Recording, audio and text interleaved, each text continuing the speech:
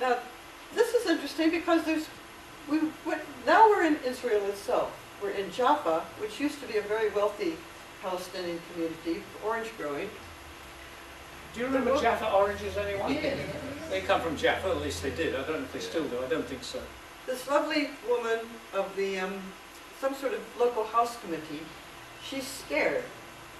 Not of Palestinians, not of her neighbors. This is a mixed town, by the way, but of the settlers who are moving in. She said the settlers feel that they've won in the West Bank. Now they're targeting mixed towns like Jaffa, like Lod, like Accra, and just trying. She said they're thugs, really. They're recent arrivals. She said from Kazakhstan and Uzbekistan, involved in drugs. They're really quite scared of them. But I added that because when we met her, the first thing she said, "Oh, have you seen the movie Ajami?" And I gather it's up for Oscar. She either in it or helped make it, or maybe both. She said all the actors are local people, and it's a story about this mixed community of low-income Jews and Arabs in Jaffa. So I want to get a hold of the Academy. It's cinema, because it's up for an Oscar. You may not realise that this law of return for all Jews around the world, that there was a very active campaign just about the time of the first Intifada, in 1990, when the Soviet Union collapsed. There were lots of Jews, so-called anyway, Jews who wanted to get out of Russia at that time. There was a large exodus, and about 1 million of them came to Israel, and under this so-called law of return. The Israelis call it Aliyah, which means, I think, rising up, and it's used for the return of Jews from anywhere in the world. And 1 million of them came, and they are the most anti-Arab of all settlers.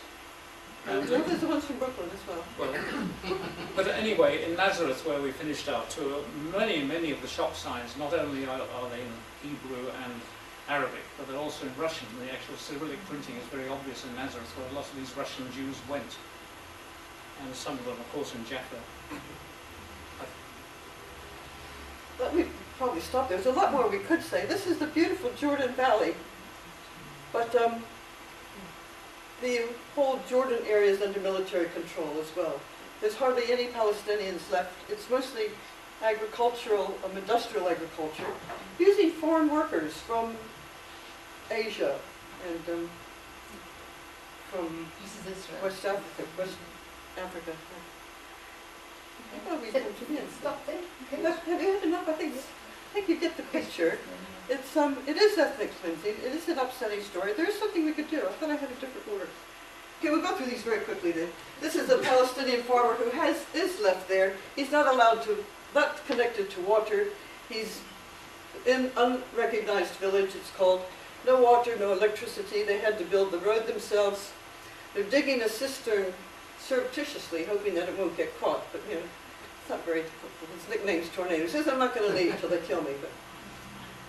And this is the agenda, really, to have separate Bandustands. This is ICAD's map, but I think it's to take even more.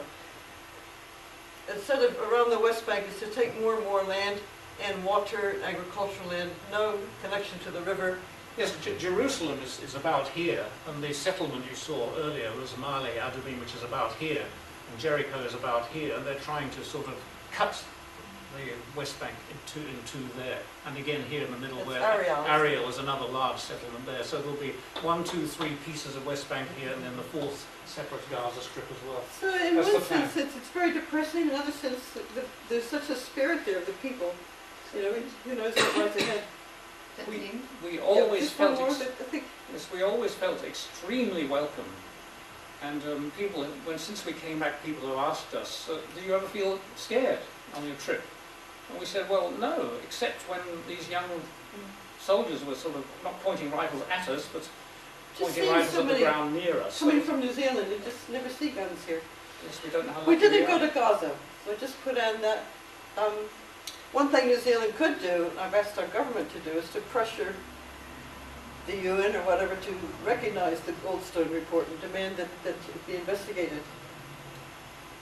That was the report that criticized the human rights violations and said Hamas did as well. They fired a couple of rockets. But Israel overwhelmingly used white phosphorus and targeted sanitation system. Oh, Gaza is in an awful mess. It's really like a death camp, I think, because how can you live without water, food, shelter, and it's winter there? Anyway, it's just one more because it's something that interests me is our super fund. The New Zealand Super Fund invests in Caterpillar.